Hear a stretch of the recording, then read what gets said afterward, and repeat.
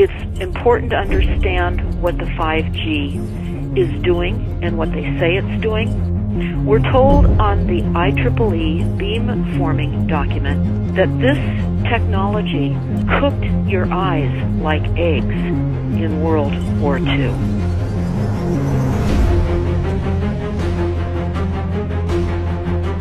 And you all need to understand these are military weapons. These are assault frequencies. If you garner nothing more than that, that's what you need to know. It's microwave radiation warfare, is what this is.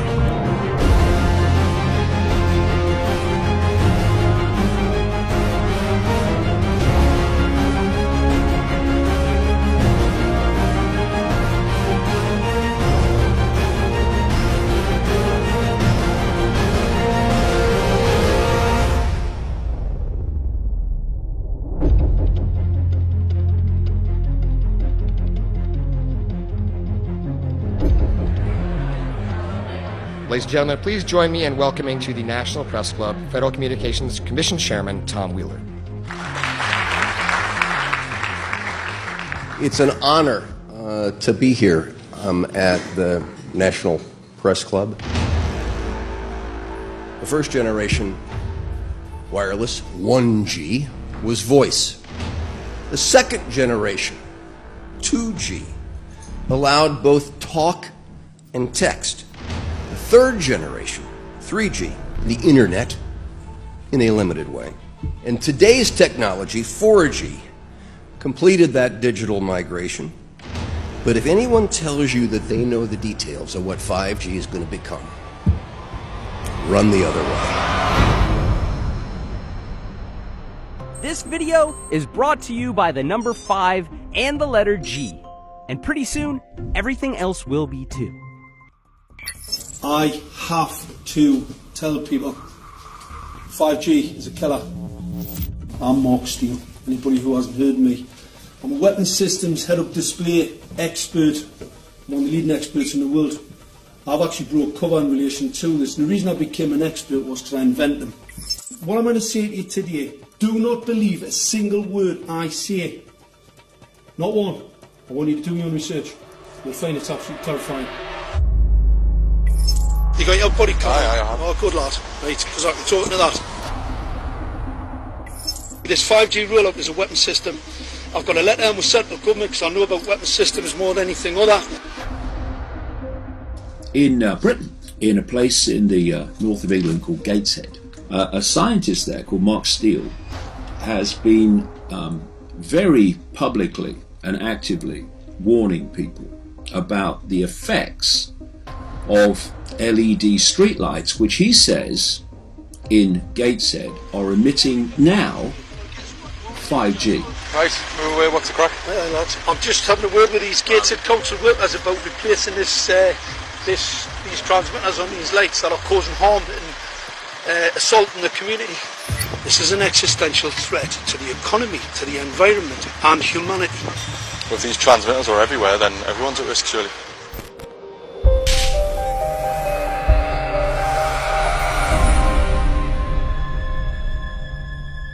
There's a lot of confusion about what 5G is. The G stands for generation. So you started off with the first transmitter system. Back in the 1980s. In the 80s, yeah. So you had 1G, then you had 2G. And as the generations moved on, you started to see more complex signal systems, cleverer pieces of antenna designs, etc., etc. So the whole thing became more data, quicker downloads, etc., etc. However, 5G is something completely different. Alright, let's get a breakdown. Let's tell the people what this really is. This is the 5G transmission device. Blinking heck, that's a hell of a beast, that, isn't it? These are the uninsurable transmitters. Just get a good look at that, guys, because obviously I know there's quite a few experts who want to see more detail about the transmitters and the chipsets. Just have a good look, boys. This is the control management system masquerade. There's an antenna there, you see that? What is this phased array antenna here? What's that? This is for phased array, alright? As you'll see, it's got a driver, it's got some chip there. It's one chip. Look at the chipsets on this. This is your dystopian world. What did Gateshead Council say? I'll tell you what, I think we better send some of these educated fools back to school, or just send them to prison. Whichever's the easiest. I think prison's probably better. Alright, that's 5G, guys. That's 5G hardware. You must consider the whole part played by electricity in nature. Human beings cannot go on developing in the same way in an atmosphere permeated on all sides by electric currents and radiations. It has an influence on the whole development of man. This life of men in the midst of electricity, notably radiant electricity, will presently affect them in such a way that they will no longer be able to understand the news which they receive so rapidly. The effect is to damp down their intelligence. Such effects are already seen today. Even today, you can notice how people understand the things that come to them with far greater difficulty than they did a few decades ago. Rudolf Steiner, 1924. Rudolf Steiner noted that in 1924, since then our atmosphere has become far more permeated with electric waves of widely diverse types. There's no doubt now that electric waves, electromagnetic forces, cause direct biological effects. There's thousands of peer-reviewed papers on this subject. There's no doubt about it. But what are these effects? How are they affecting us? What can we do about it? We're now at a stage where we're putting in what's called 5G, which is a special type of broadcast for high-density information transfers. And it turns out that this is the same frequency bands that are used in crowd dispersal weaponry.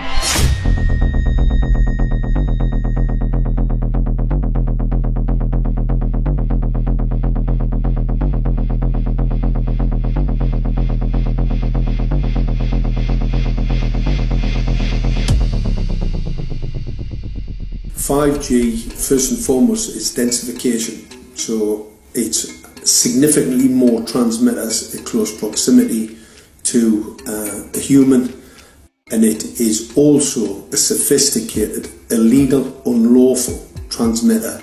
What I mean by that is it is a high gain dielectric lens antenna, and what that allows 5G transmitters to do is to 3D map its environment in your home.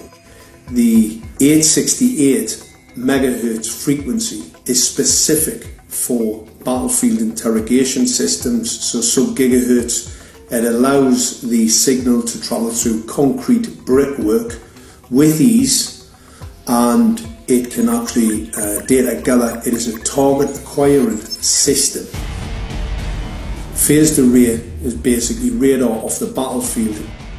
It is extremely good at identifying targets and being able to lock onto targets. And not only that, it can specifically target you as an individual. So any judge sitting on an interesting case, let's say, any lawyer, any barrister, anybody doing any work that is potentially controversial, your life could be at threat. So the antenna design that you currently have on top of these LED street lights, masquerading as a control management system, is basically battlefield interrogation equipment. The first phased array unit was actually called Mammoth, used by the Germans during the Second World War to identify Allied aircraft. Obviously things have moved on significantly since then.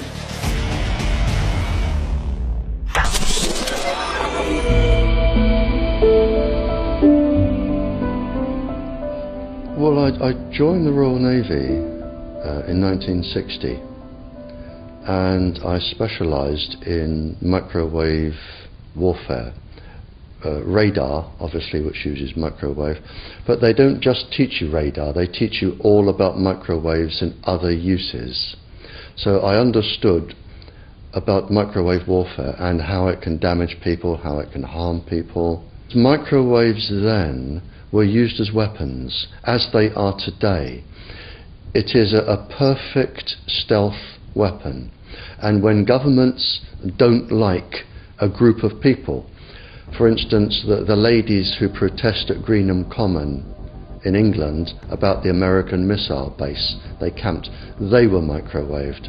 We microwaved Catholics in Northern Ireland to make them sick. It goes on all over the world, and it's a weapon that you don't know you're being targeted, because the dose is very, very low, which is actually more dangerous than a high dose. It's very, very low, and it may take a year or two, but you can cause neurological damage and cancers with low-level microwaves, and you can make all your opponents sick. It's a perfect weapon for a government. Our impulses are being redirected. We are living in an artificially induced state of consciousness that resembles sleep. Their intention to rule rests with the annihilation of consciousness. We have been lulled into a trance. They have made us indifferent to ourselves, to others. We are focused only on our own gain. Please understand, they are safe as long as they are not discovered. Keep us asleep, keep us selfish, keep us sedated. Almost immediately, I had neighbours knocking on the door, talking about children bleeding from the nose. I had images posted on Facebook. And one neighbour in particular came to my door and mentioned the fact that since the LED street lighting had been installed, she was bleeding from the nose every single night. I thought it was unbelievable. However, I spoke to another neighbour who lived not far from the first lady who mentioned this, and she also confirmed that since the LED street lighting had been installed, she also had started to develop nosebleeds and had never had nosebleeds before in her life. That then put me on a journey to investigate. I measured microwave radiation levels from the transmitters on top of the LED streetlights. The basic 868 megahertz, it was significantly higher than the current Council of Europe 1815 resolution, which is a maximum of 600 millivolts. I've measured up to over 3,000 millivolts. 5 to 6 times higher than the guidelines. Significantly higher than the current Council of Europe 1815 resolution, which states that 200 millivolts should be the maximum. The Bioinitiative report states that it should be significantly less than that. So we've got the Council of Europe. That's, you know, the international criminal courts are stating that, you know, the learned judges have said that 200 millivolts, and I'm measuring in bedrooms in Gateshead, minimum 600 and up to 4,000. Does this mean that in 2020, 2021, when 5G is destined to roll out globally, that you're going to get those kind of readings everywhere all the time? Everywhere all the time. Worse than that? Worse than that. Yes, 5G will connect the Internet of everything. If something can be connected, it will be connected in the 5G world. Hundreds of billions of microchips connected in products from pill bottles to plant waterers, requiring massive deployment of small cells. We won't wait for the standards.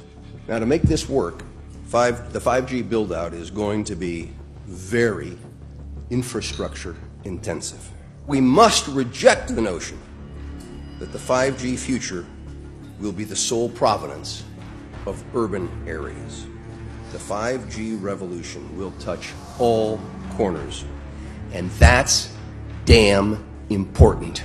The interconnected world of the future will be the result of decisions we must make today.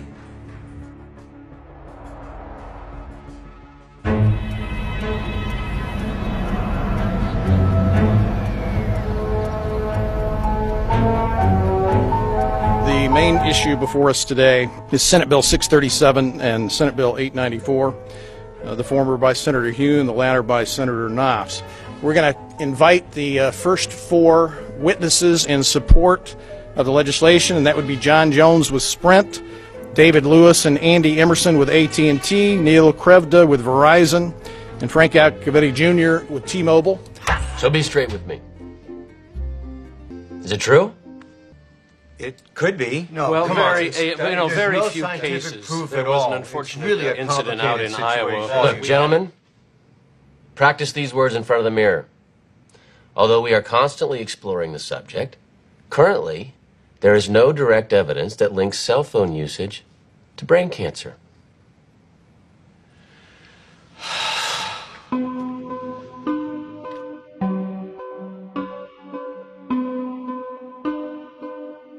I'm Sharon Goldberg. I'm an internal medicine physician. I've practiced medicine for 21 years, and my background is mostly academic, internal medicine, hospital-based, clinical research, and medical education. I'm a certified Microsoft small business specialist. I've worked on space station designing the cabling system for the airlock module, where I was responsible for EMI, EMC analysis, which is electromagnetic interference, electromagnetic compatibility. I am a professor in the Department of Epidemiology, Biostatistics, and Occupational Health, and I teach there both toxicology and health effects of electromagnetic radiation. My name is Daphne Tachover, and I'm the founder of an organization called We Are the Evidence.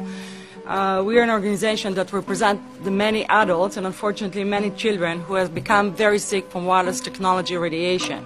There seems to be a couple false Easter eggs being put out there right now. I want to make sure we dispel that right off the gate. The effects of wireless on health scientifically are very, very clear. So it's always pushed back to the definition of an acceptable level of radiation. And that's what this is, by the way. This is about radiation. Wireless radiation has biological effects, period. My name is Dr. Angie Kolbeck. I've been reviewing the studies showing the impacts of wireless radiation on our health, and there are now thousands of studies showing the following adverse health impacts to wireless radiation: cancer, oxidative damage, DNA damage, DNA failure. Things like memory, dizziness, anxiety, brain fog. Headaches, nosebleeds, cognitive problem, exhaustion. We have evidence of DNA damage, cardiomyopathy, which is the precursor of congestive heart failure. Short and long-term memory loss, decreased attention spans, lower reaction times, even involuntary contractions of muscles causing misalignments of spines and jaws. Breast cancer. We suddenly have breast cancer in women who have no DNA predisposition. Disrupted immune function and change in stress proteins. Reproductive and fertility effects. There are dozens and dozens of studies that show beyond any doubt what this radiation is doing to our sperm. Now, if you take the cell phone out of your pocket, the sperm will recuperate within 3 to 4 months. What would not recuperate would be the damage to the DNA of the sperm. That is irreparable. The wife of the ex-governor of Indiana was diagnosed with glioblastoma. Same brain tumor Ted Kennedy had and John McCain had. Did you look at John McCain's scar? This is a cell phone brain tumor. LeBron James, one of our sports people, had a salivary gland tumor. That is another cell phone tumor. You didn't hear about it because immediately after that was discovered, he was paid by Samsung to become their spokesperson. We are seeing increases in brain tumors.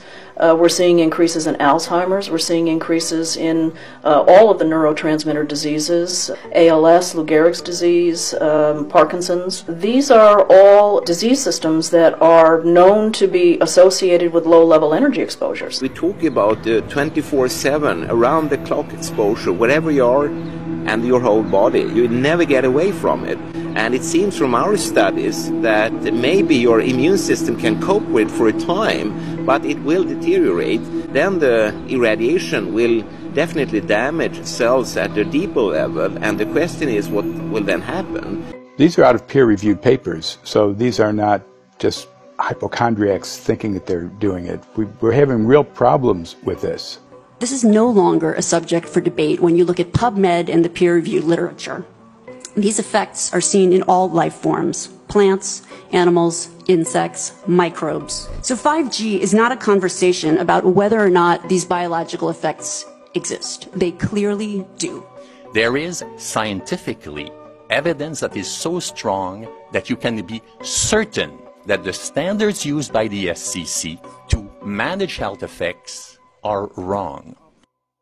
We need to start measuring how much radiation are people being exposed to. before we roll out 5G, there are 4 kinds of electromagnetic fields that we know are harmful to human health. So radio frequency radiation, magnetic fields, dirty electricity, and electric fields. Okay? Our exposure, any given person, and all humans are affected by EMFs. What is our exposure in a day? It's not one cell phone. It's cell phones, it's multiple wireless networks, it's smart meters, it's cell towers. It's this sandwich, and it all adds up. The data we're going to look at are all published science, testing results, or public standards. At the bottom end of the radiation scale of what's called power density, or signal strength, is the minimum level at which cell phones will work, which was found to be 0.2 billionths of a microwatt per centimeter squared. Pine needles were found to age prematurely at 0.000027. At short-term exposures of 0.05, children aged 8 to 17 experienced headache, irritation, concentration difficulties, and behavioral problems. 0.1 is the biobiology or building biology guideline for extreme concern. 1.0 produced sperm DNA fragmentation and a decrease in sperm viability in vitro. Also at 1.0, the science shows the following bodily effects can occur: headaches, dizziness, fatigue, insomnia, chest pain, difficulty breathing, and indigestion. 2.5 saw altered calcium metabolism in heart muscle cells. 4.0, changes in the hippocampus affecting brain memory and learning. And at 6.0, DNA damage in cells. So, where are smart meters on this list? Electrical Power Institute in December 2010 measured a single Itron smart meter with pulses up to 7.93 microwatts per centimeter squared. Our own testing indicated approximately 8.0 with 1 meter. These tests are at a close distance, approximately 1 foot away from the meter, but an infant's crib could be just as close on the other side of the wall where the meter or bank of meters are installed. Even though there are all these known health effects at levels far lower, Switzerland, Liechtenstein, and Luxembourg see fit to set the standard at 9.5. And China, Poland, and Russia, 10.0. This is the same level at which behavior has been altered, producing reflexes of avoidance following 30-minute exposures. A room of 12 smart meters, very common and even a conservative number in an apartment building, tested at 19.8 microwatts per centimeter squared. This is hundreds of times higher than levels which clearly indicate harmful effects. So, how can utilities and governments get away with forcing these devices on everyone? This is how. In Canada and the US and several other civilized countries, the safety limit is set at 600 to 1,000 microwatts per centimeter squared. This so-called safety limit is literally tens of thousands of times higher than levels which are known to damage health according to peer-reviewed published science.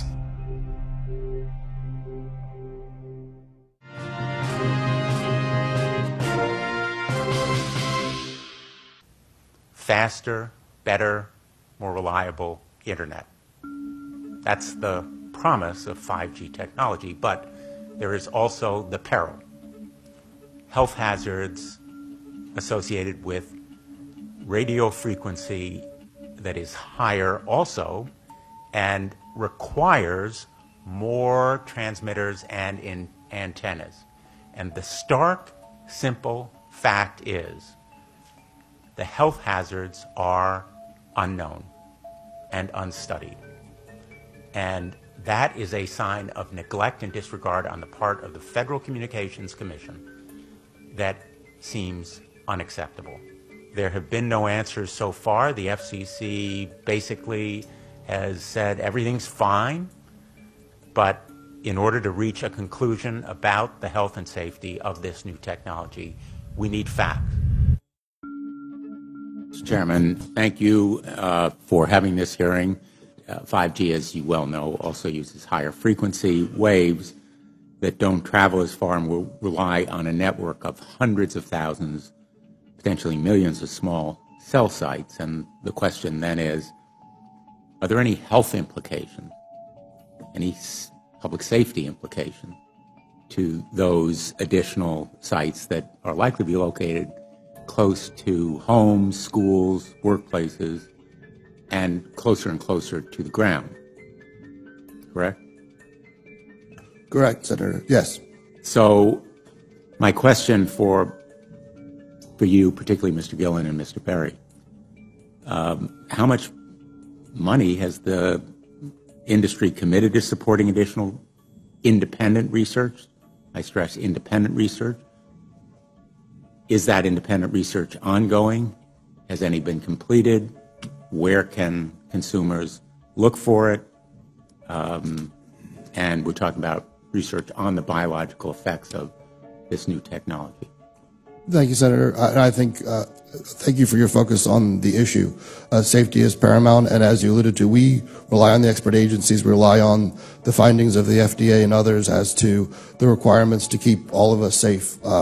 There are no industry-backed studies, to my knowledge right now. Happy to visit with you as to what opportunities you think there needs to be more studies, and we're always for more science. We also rely on what the scientists tell us. So essentially, the answer to my question, how much money? Zero. I can certainly follow up with you, Senator. To my knowledge, there's no active studies being backed by industry today. Anybody else know of industry commitments to back research, fund it, support it, to ascertain scientifically the health effect?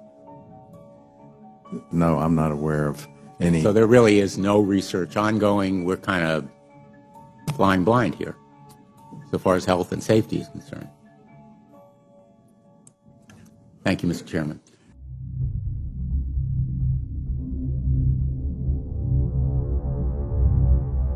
You're a trained medical professional. Yes. We don't have one on the panel. What are we to make of the American Cancer Society, for example, telling us there's no evidence of harmful product? Many of these organizations have conflicts of interest. Very briefly, if you can, what do you mean by conflict of interest? One of the first things that you teach residents is that you always have to look at the funding. There's a tremendous amount of sponsored research by people who are hired to do studies to find no effect. And that's plagued this field in a number of countries. The radio frequency radiation work that we did was supported by Motorola. The relationship was really very cordial and very stress-free, but only up until we started generating data. These folks were very, very upset and began to talk about how are they going to handle this, what sort of spin can we put on this, what can we expect from this, and from that point on the relationship changed. What we saw was that Motorola began to exert more and more control over the work, telling us what to do, telling us how to write abstracts, what to say in the abstracts, what to say in the papers, how to do the work. No, don't do this. Yes, do it this way. This was unacceptable. I had completed our study of DNA damage, and I submitted the final report to Motorola. They simply weren't willing to accept my interpretation of my study, my evaluation of my study, my knowledge of science at that point, and tried to urge me not to publish the study. Did you hear about people coming to you as far as having complaints about illness? We were made aware of health complaints following installation of smart meters, and we wanted to verify this using our field work. So I measured the field of about 30 different people while they stood 1 foot in front of the smart meter, and in every single case the human energy field was obliterated as they stood in front of the smart meter.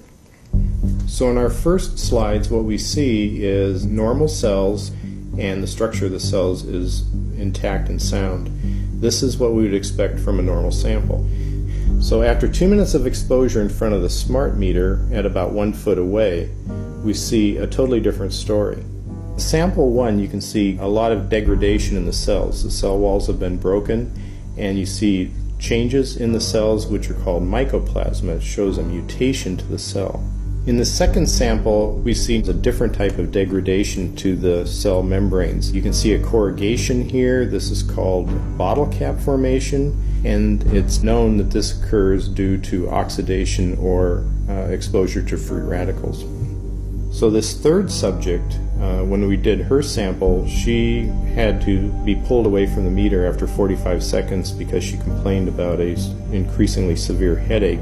And here you see a phenomenon called rouleau, where the red blood cells are stacking up, which makes it very difficult for the blood to deliver oxygen to the tissues as they would be their normal function.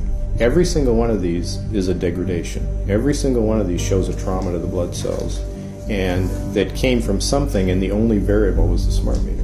The good news in all this is the patient and the blood can return to normal once they have been removed from the influences of these stressors.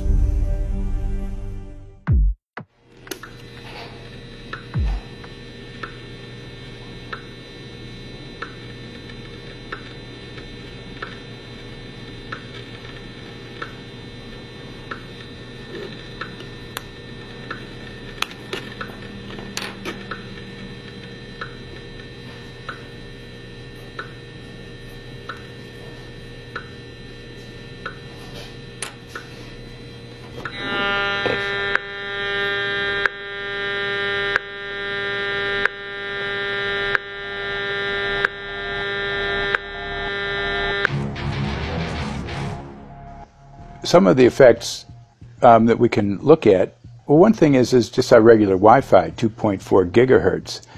That's in the same range as microwave ovens, which are also called radar ranges, because that is radar. 2.4 gigahertz is interesting. It's not the peak absorption rate in water for microwave frequencies, but it's at a point where it allows full penetration, because if it came in at the peak, it would prevent the insides from getting warm. So that's with basic Wi-Fi. Now when we look at 5G, 60 gigahertz, this is what they call active dispersal sort of weaponry, just to keep people back. It burns the skin. It doesn't penetrate, but 60 gigahertz is the frequency of oxygen molecule absorption. Since they have electrons that they share with each other, what we breathe is actually O2, pair of oxygen. So being bombarded with 60 gigahertz could very well impair our oxygen absorption rate in our body, and thereby the whole basis of our living system.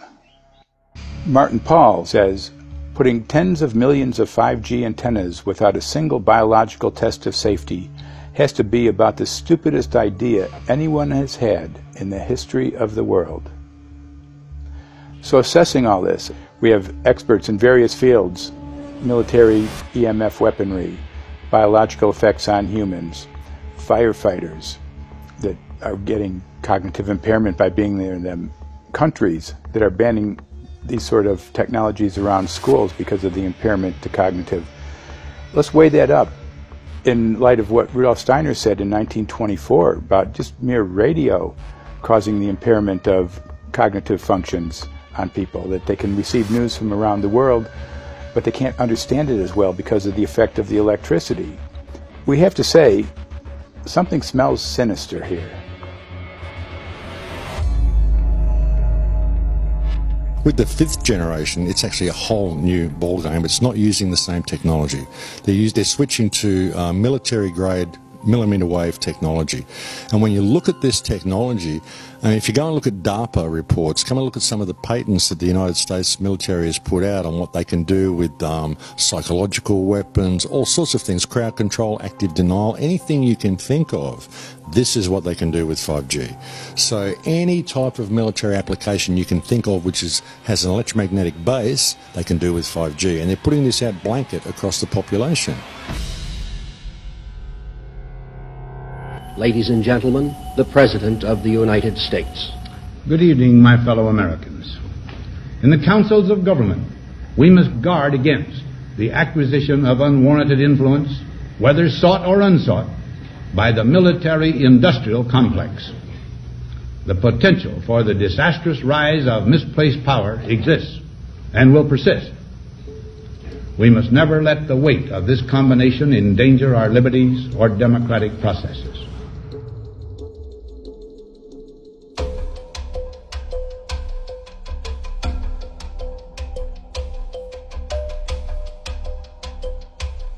FCC is a capture agency. They probably conducted what I believe to be the biggest fraud on the public ever conducted. The FCC has been described by Harvard University's Center for Ethics writer Norman Alster as the most captured agency in D.C., acting more as an industry cheerleader than a regulator. This is especially true today with 5G, where there are serious safety concerns and potentially misleading information coming from the FCC. For example, the previous chairman of the FCC is Tom Wheeler. He was the head of the Wireless Lobby Association for 14 years. Now remember, Obama told us there would be no lobbyists in his administration, so he took the biggest lobby and put him as a head of the FCC. And that's damn important.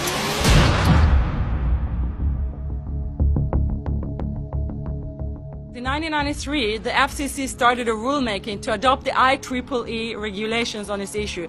IEEE is an engineer association. Why is it that we adopt regulation of engineers who maybe know how to measure this radiation when it's passing a wall, but not when it's passing a body?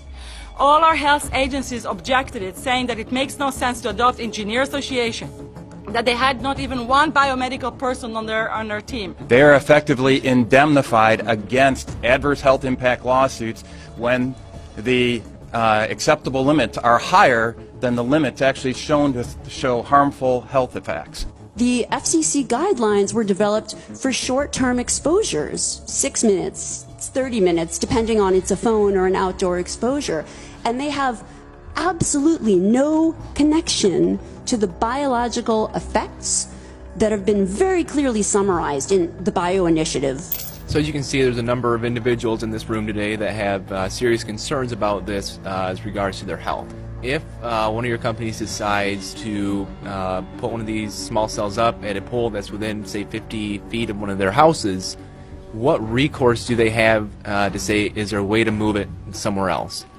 There's language in the bill so that the authority can require the applicant to come forth with certification of compliance with the FCC's rules related to radio frequency emission. Remember that denial of request or denial of permit request that you can put in? It's going to point back to the acceptable levels as determined by the FCC, not the EPA or not the CDC, the ones who usually take care of health concerns, but by the FCC, which is staffed by former members of the telecommunication industry. That's the fox guarding the henhouse. It's a fact that most insurance companies will not indemnify against EMF effects. Telecom companies around the world are warning their investors of potential major costs due to real or alleged risks of EMF pollution from their products. Interestingly enough, they're warning their investors, but they're not telling their customers. They're basically keeping it quiet because that's where their money comes from. So we're using technology that could be very potentially harmful to us, and the investors know it. But their only worry is that they might lose money, not that our health might be affected. First of all, I think what you should really think about is why is it that they're not insured? It's not that they chose to be self-insured. They actually rejected by the insurance company from being insured because they understand the risk. And so the insurance companies, the big insurance companies, will not insure the telecommunications? So there's insurance companies, and then there's what's called secondary insurance companies. Secondary insurance companies are the insurance companies that insure the insurance companies. So in an event, an insurance company, let's say I insure Verizon, and it may not be able to meet the claims, then the secondary insurance company is kicking in. Like Lloyd's of London. Sorry? Like yes, Lloyd's of exactly. London. So two leading one would be Lloyd's of London and Swiss Re. Both told the insurance company not to insure the wireless industry, and this is why they're not insured. And that should give you a hint. Now, this is exactly why they have to prevent a health lawsuit. And how did they prevent lawsuit? That goes back to Section 704.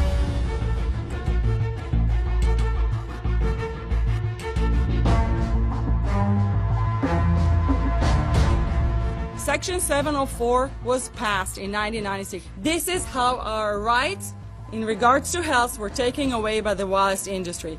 What this legislation did, it gave the power to regulate the health effects of wireless technology to the FCC. FCC is a spectrum auctioning agency. It's not a health agency. They don't even have one biomedical person on their team. And then the other thing that Section 704 did, It actually took the power from the state to regulate location of cell towers based on health. And what does it mean? It means that if they want to put a cell tower in front of your home, you cannot go to your city council and say, hey, stop, I don't want it. I just heard in a lecture that there are 10,000 studies proving that it's harmful. I don't want it. My child is sick. They will tell you, stop. You're not allowed to mention this in the city council because Section 704 says that if you will, and if the application will be rejected, the city will be sued, can be sued by the wireless industry.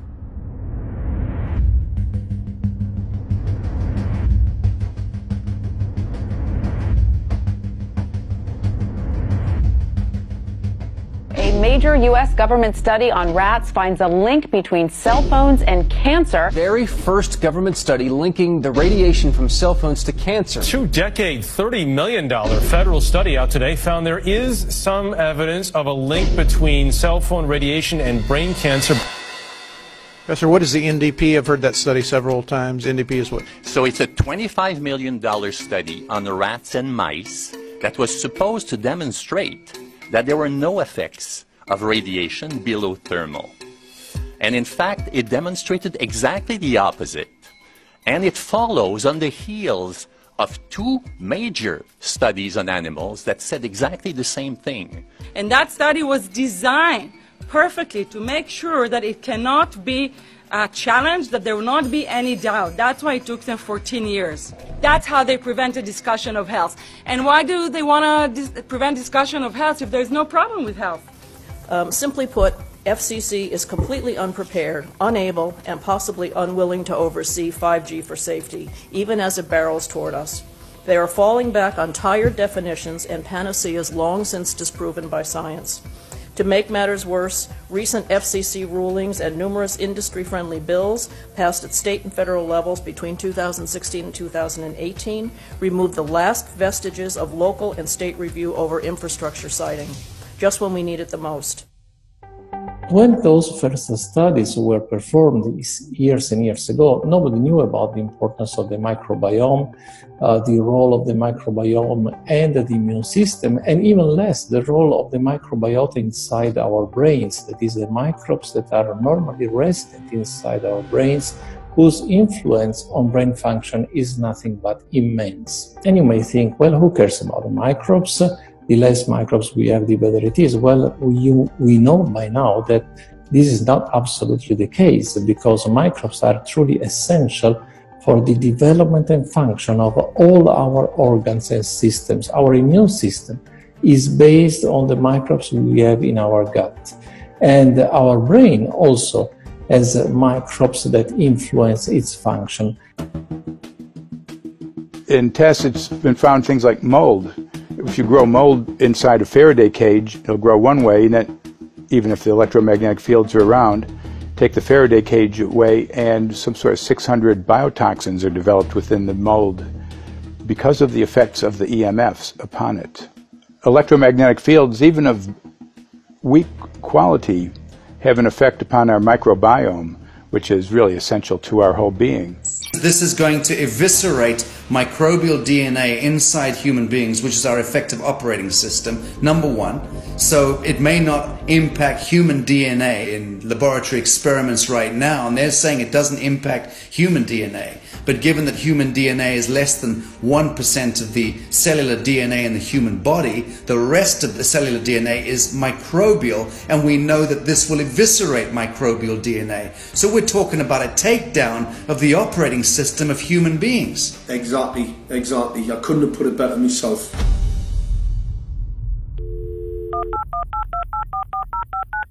John Brandt. Good morning, Mr. Brandt. Wow, this is Amanda from Virginia. Hi, how are you? Hi, I've been trying to get a hold of you for months now. You guys are covering up chemtrails. No, we are not covering it. We have no reason to cover up chemtrails. Of course, you have every reason to cover it up. Every reason. It's called losing your job. What reasons would that be? Oh, well, you personally, you would lose your job if you were to reveal anything to me, and it's probably unsafe for you to even be speaking about this, considering the types of individuals you work for. It's not unsafe. It is unsafe. There's no problem with us talking on, you're a citizen, you're making a complaint. Oh, Lord have mercy on my soul. It's a complaint in an area that we don't have authority to regulate.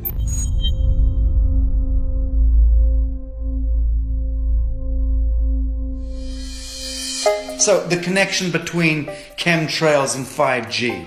It's all interconnected. The metallized particulates, that would allow the 5G phased array, so basically the radar, that would allow it to be able to identify you, so it can watch you, it can identify you in your own home 24 hours a day, 7 days a week. For the last X amount of years, we've been through chemtrailing, and that is now the cat is out of the box. We've had these nanoparticulates raining down on humanity for years now, impregnating our bodies, by best accounts staying inside our bodies. Those nanoparticulates, what you're saying, are building up a kind of a phosphorescence glow capability so that we can be flagged up in our homes, behind concrete and steel, inside bunkers, in the basement, doesn't matter where you are. The 5G will be able to now triangulate, map and read you, because you as a living being are impregnated with these nanoparticulates, which are acting as a kind of transmission and reception technology. It's exactly, absolutely exactly. You have to consider that DNA also works as a fractal antenna, which is able to send and receive and also to process signals under the form of radio frequencies. Well, then there is no doubt that artificial radio frequencies, such as those of cell towers, and in particular these new types of towers that have a much higher density of signals, they may somehow interfere with the ability of DNA to retain and transmit biological signals. So this is one level of danger that very few biologists are aware of. How much effort was put forward to address this, what most of these people are, or many of these people are here for, which are the health concerns? Was there any dialogue back and forth? Was there any working? Was there many studies evaluated to look at regarding this area? Maybe not every person that has concerns on the legislation was brought to the table. Okay, so from your perspective, you feel that there was a legitimate amount of time to evaluate the data that the opposition would have on this? Absolutely, and I wouldn't put forth something that I didn't believe in. And I'll tell you, as I mentioned earlier, and it's been commented several times amongst the panel here, this is truly an economic development issue. Our 3-year-old, again at home, is outraged when we pull out the driveway and he's not able to access Wi-Fi.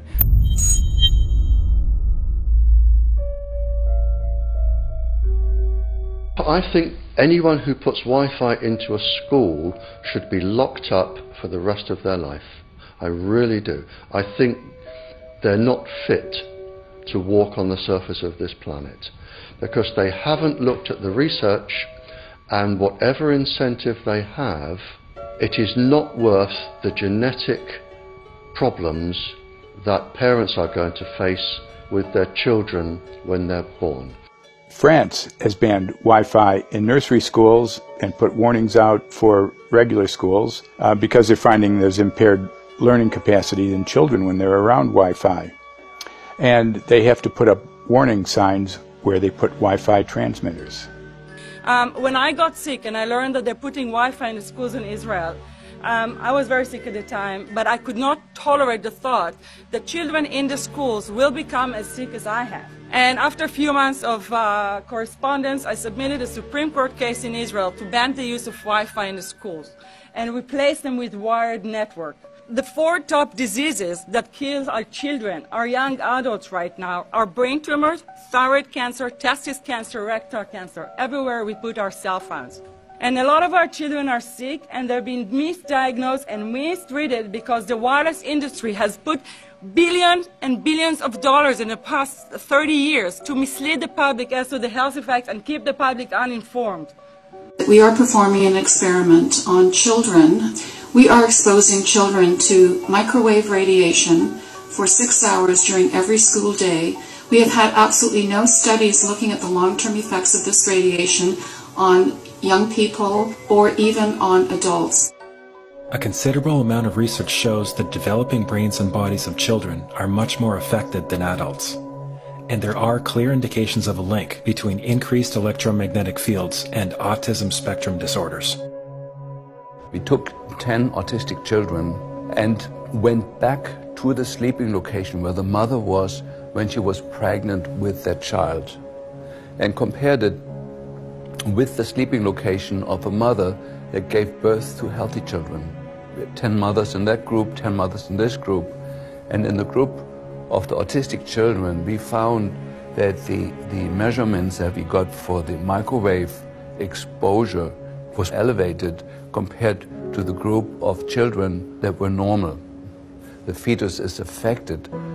The exposure to man-made electromagnetic fields has become the first factor that could be isolated ever in autism that could predict autism. The fifth generation of wireless technology, or 5G as it's being rolled out worldwide without safety testing. Let me say that again, without safety testing. And how we've got scientists and doctors and environmental organizers saying, stop this. Because in terms of the effects of wireless radiation, the science is in. Wireless radiation can lead to cancerous heart tumors, brain tumors, DNA damage. Wireless radiation is linked to infertility, to autism, Alzheimer's, and more. And guess what? All the effects that I just listed, those are some of the effects that are known according to the technology that's being seen today. First of all, you have to know that we know that the other EMFs that we're exposed to are already known to be health risks. And basically that 5G, because of the frequency that's going to be used and because of the extraordinarily high pulsation levels that will be used, is a much bigger threat to our health than the things that we already have, which are very substantial threats to our health. We're not just talking about the intensity. We're talking about the frequency and the very high level of pulsations. There's a huge literature which shows that pulsed EMFs, EMFs that pulse up and down very rapidly, are in most cases much more biologically active than our non-pulsed EMFs. Every single wireless communication device communicates via pulsations, but the industry completely ignores this issue. The problem with 5G is that they're planning to put out tens of millions of these antennae all over the place without doing one single biological safety test. Are you implying possibly that we, the consumers, are the guinea pigs since they haven't really done tests to see the effects in a smaller setting? I mean, that's not an implication, it's a statement. We are, yes. Cancer is not the main concern that I have. I'm really concerned about sperm count and about effects on pregnancy. How many of you know that 1 in 6 American couples is unable to have a child when they want to? How many of you know that last year the birth rate in this country dropped the most that it ever has in recent history, 3% in a single year? People look at the sperm, and people use cell phones, and the sperm, usually sperm swim, and they swim straight.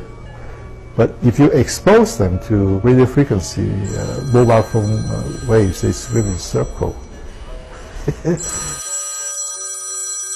Studies have been done here in Australia, taking sperm from healthy men.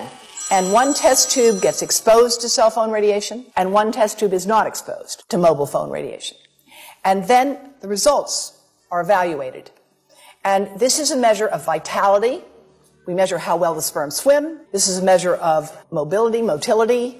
This is a measure of mitochondrial DNA damage. They have 3 times as much damage on their DNA if they have been exposed to mobile phone radiation.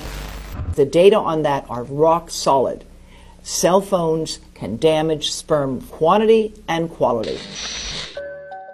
Your embryo, your uterus in the fetus, where your child is developing for the first 100 days, in the ovaries, the eggs do not have that protection. So they are at maximum risk from radiation. And for the first month or so, you wouldn't even know you were pregnant. You wouldn't even be taking precautions. That is the main danger area. So you give birth to a daughter,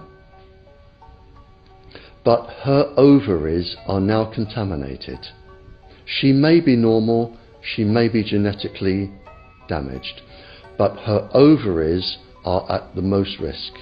So when your daughter grows up and she becomes pregnant and has a baby, this is where one of these eggs will be fertilized and come out.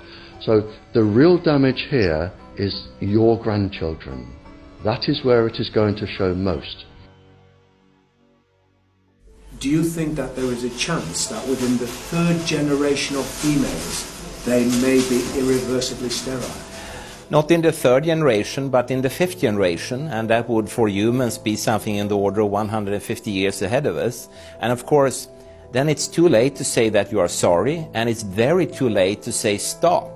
There is a wealth of papers. I mean, we're talking about thousands of published papers in the scientific literature, few of which, or sometimes none of which, have entered the official documentations from authorities and likewise. So I think it's really time to have an independent compilation of data. Such was done at August 31st, 2007 in the form of the Bioinitiative report, of which I was one of the authors.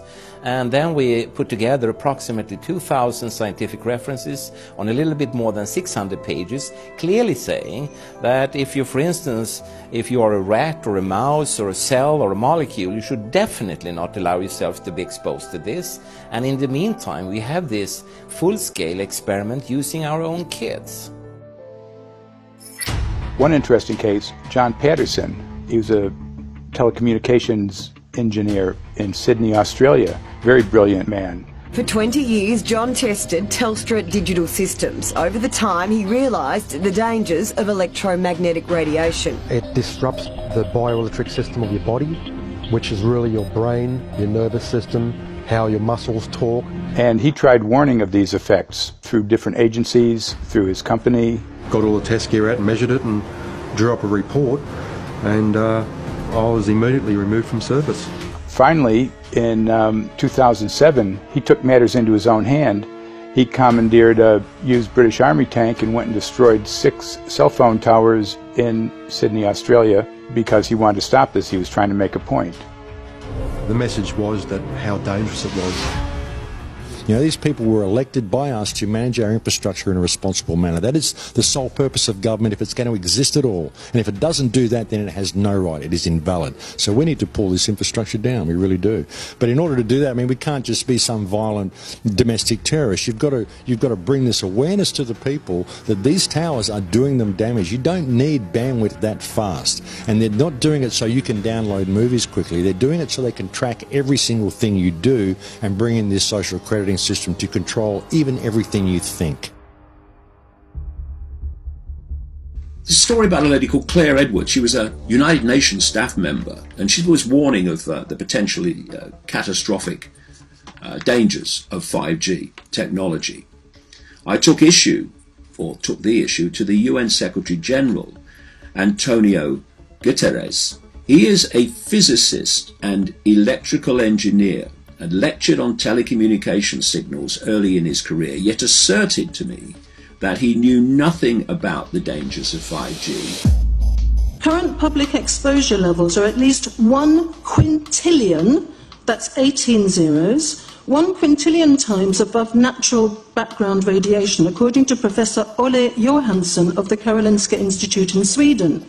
The highly dangerous biological effects of EMFs have been documented by thousands of studies since 1932, indicating that we may be facing a global health catastrophe orders of magnitude worse than those caused by tobacco and cigarettes. 5G is designed to deliver concentrated and focused electromagnetic radiation in excess of 100 times current levels in the same way as do directed energy weapons. There is currently an international appeal signed by 237 EMF scientists from 41 nations, urging the UN and particularly the WHO to exert strong leadership in fostering the development of more protective EMF guidelines, encouraging precautionary measures and educating the public about the considerable health risks, particularly the risks to children and fetal development. Sorry, because we are talking with someone that is a little bit ignorant on these things. If you're talking to the Wi-Fi systems, I become worried because I put those devices in my house. I will have to, I mean, I'm a confess my ignorance on this. We will have to, but I'm going to raise this with WHO, which I think is the organization that might be able to deal with it properly, because I must confess I was not aware of that danger.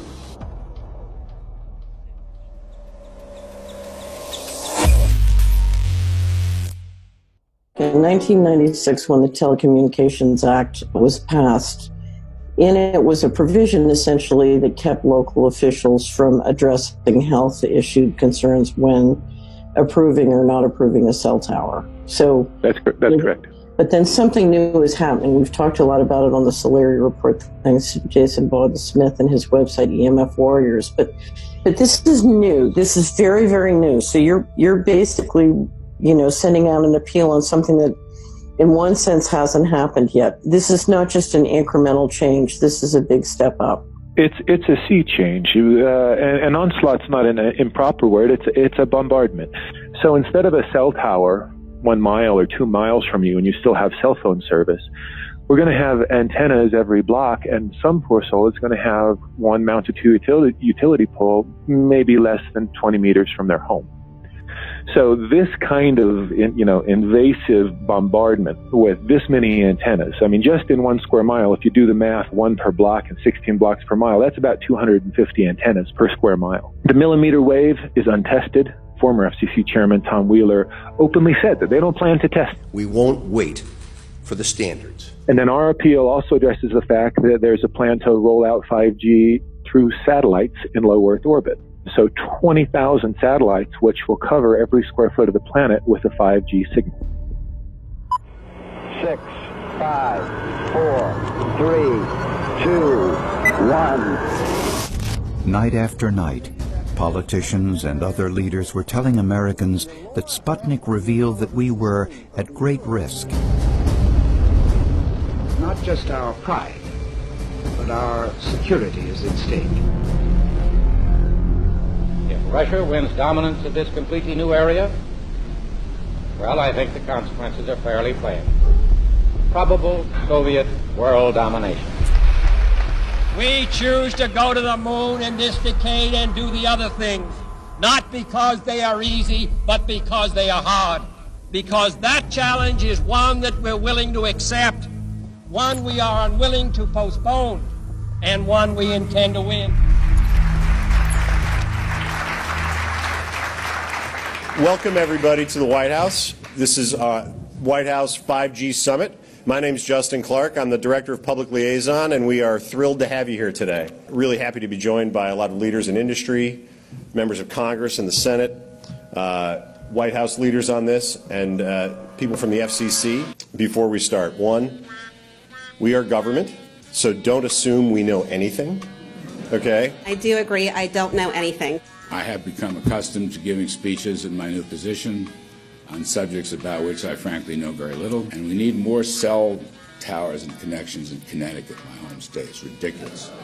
The U.S. is in the lead thanks to our private sector as well as the work of the FCC and this administration overall. But China and South Korea and many other countries are eager to claim this mantle. We have every intention to deploy 5G first and reap the benefits of faster and more robust wireless. Yes, I hope we beat China, of course. And get to gigabit speeds and low latency, and the race has begun.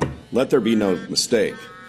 The race to 5G is a sprint. Winning the global race to 5G, it's a national priority. We must bear in mind the national security implications of winning the race on 5G. Today we're talking about the importance of being first in 5G, continued commitment to putting America first in the race to 5G. We're calling it America First, 5G First. Well, our strategy is called the 5G FAST Plan, a plan to facilitate America's superiority in 5G technology. Connected devices for health applications, which I love, has the capacity to make people healthier, as I understand it, a lot of medical applications. Industry is not asking the government for money to build 5G networks. They're asking us to cut the red tape that surrounds infrastructure deployment. We cannot let today's red tape strangle the 5G future. The red tape slows and sometimes stops the building of densified network facilities necessary for 5G. As we continue our efforts to keep government out of the way so that America can continue its leadership for America to win the race to 5G. One path is the government regulatory path. The other path is the private enterprise, free market, gales of creative destruction, Schumpeter path. You ever heard that? Gales of creative destruction? It just means let it rip. The new replaces the old. With 5G, we're on the cusp of another era of American innovation. It means an even more connected world for everyone around us, unlocking the potential of the Internet of Things to become safer, healthier, and more sustainable for our future. You know, sometimes, look, we all believe in the 10th Amendment, but sometimes you have to override it.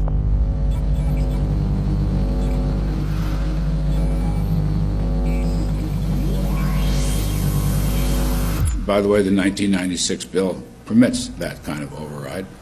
We're not here to be completely heavy-handed, but sometimes you got to do what you got to do. And some of these states or cities that don't want to cooperate want to shake us down. We can't allow obstacles and barriers to stop this movement. That's all.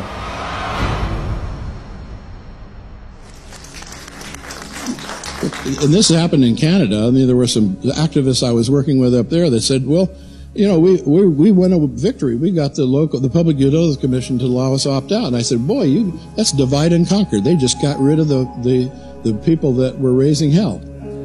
So, you know, that's not the answer. We need to opt out everybody. An opt-out is an agreement to pay to not be harmed. An opt-out is volunteering into extortion. An opt-out says that if I don't pay you, you have the right to harm me. So that doesn't work. This is a mandate. This is being pushed down your throat by a company that is not responsive, by a government that is not responsible, and it's being done in a collusion that's designed to undermine the individual rights of individual people in communities across the country and around the world. The Minister for the Environment has a duty.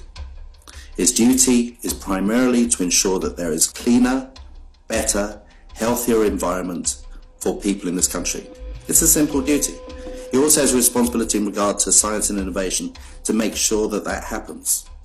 What seems to be happening here, in fact one could say undoubtedly happening here, is he's using science and innovation to ensure that our right to life is threatened.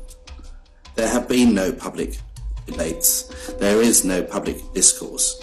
There are no public disclosures as to why, when, how, what is going on in regard to 5G. That by itself is a breach of ministerial responsibility, and one which we really should look at in terms of a private prosecution against the ministers who have failed to protect our right to life. Okay, smart technology, smart meters, smart cars, not that smart, huh? What does smart mean? Anything that has smart attached to it, secret militarised armaments in residential technology. That's where smart came from. And smart, every bit of technology that you see today has all been developed for either some type of battlefield, some type of intelligence gathering system. Then obviously these developments have to be commercialised, and people have actually took them into their homes. The definition of a smart grid is a wireless system that will fundamentally turn every single appliance in your home into the equivalent of a transmitting cell phone. That's every computer, every television, every furnace, every air conditioner, every coffee machine, every printer, every single appliance that you have in your house will eventually, in a smart grid, have an antenna that's embedded into it that will transmit your usage data to a smart meter on the outside of your home that will then transmit your usage data to another tower receiving that usage signal that will then go to the utility company for supposedly billing purposes. Not all signals will just be about your individual use. There will be aggregate meters that will bounce signal from house to house to house within a neighborhood that will then accumulate all of the usage data that will transmit that to the utility company. Now, what that will do is that the end metering system that is transmitting all of that data will be firing an RF signal at many, many times a second, which will increase the average homeowner's radio frequency radiation exposure exponentially. This picture shows some aphids on the leaf of an orange tree shortly after radar equipment was installed at a nearby airport a number of years ago. I noticed that every few seconds all the aphids would tense up in unison and do sort of a little dance, as you see in the picture. Upon further investigation, I found that the interval of time between the activity of each dance coincided exactly with the rotation of the radar rotor device at the airport, which was a distance of approximately 14 miles. The antenna arrays create this steerable beam, which helps concentrate the energy. The beams get pointed at the user. What's a MIMO tank? Massive in, massive out. British government have got a plan to roll 400,000 out. This is so that you've got 5G in every nook and cranny, every part of the countryside, so that you can have autonomous tractors, believe it or not. However, those transmitters, these are radar. It is phased array radar. Though that radar signal sweeping the countryside will kill every pollinator, every biological structure, it will sterilise livestock, it will kill the ground, so consequently land won't have a value, obviously farmers will die, the community will be under attack. The community will be under attack. If we can't produce food, if we kill all the pollinators, we're in serious trouble. The takeaway is that 5G, the $1 trillion rollout of 5G by our friendly local government, is definitely a weapon system masquerading as a modern efficiency technology. It most certainly is, and what I put it down to, it's economic terrorism. There is no value, nil, in killing off your population, in destroying your ability to grow food, to kill all your pollinators. They may have a nice financial number on a piece of paper, but in reality, dementia, diabetes, all the things that are currently crippling the NHS, a burden on the country, illness, mental health issues, the focus of that cause can be identified and has been identified in the science. The science is proven. The epidemiological data that we're seeing on the street is now substantiating that science. The DNA inside you, the mitochondrial DNA, you can trace unchanged to your mother, her mother, her mother, right the way back to the beginning of the human race in Africa, the Stone Age. It is unchanged, the mitochondria, and that is being unchanged in your children. Which means if you damage it, your child could be genetically damaged, then her child, and her child, and her child, forever. You are condemning the future generations of every single child.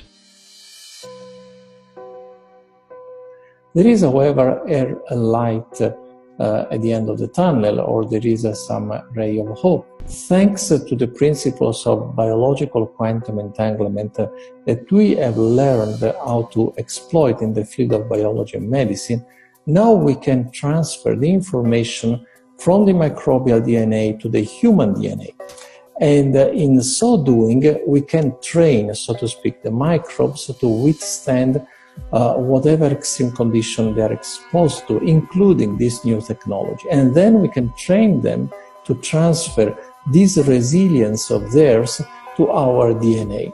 So let's say that there are good reasons to be worried about the introduction of these new technologies, but fortunately, since the knowledge in the field of quantum biology, in the field of microbiome medicine is advancing as fast as potentially harmful technology, then we can exploit this knowledge to protect ourselves from any real potential or perceived danger from these new technologies. I've met with molecular and cellular biologists, with blood microscopists, with weapons development experts, frontline activists and researchers, and all the stories I'm hearing from these experts and pundits leads to the same thing. 5G is almost certainly the end game. It is an extinction event brought into our homes, into our classrooms, onto the high street, into the very cells and DNA in our human bodies.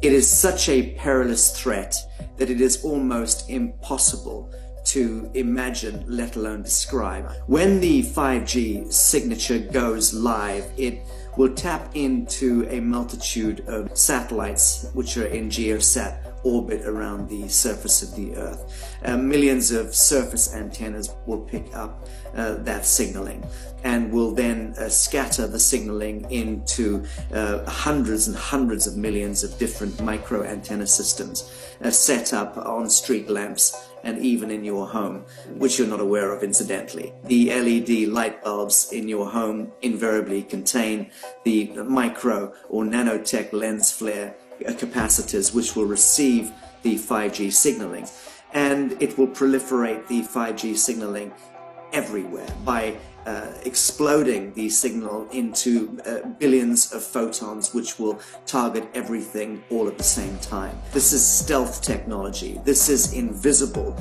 science. But what it means in simple terms is that you will be flagged up, visible, trackable inside your own home. Anywhere you move on the surface of the Earth, they will have a lock and load tracking capability over you.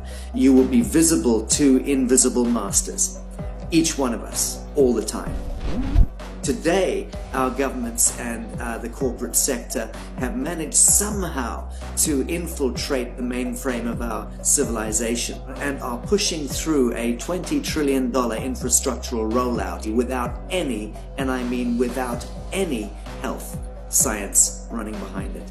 There have been no tests. Your government and your health authorities are either in collusion on this matter of genocide and ecocide, or they're just damn stupid, and I would suggest it is the latter.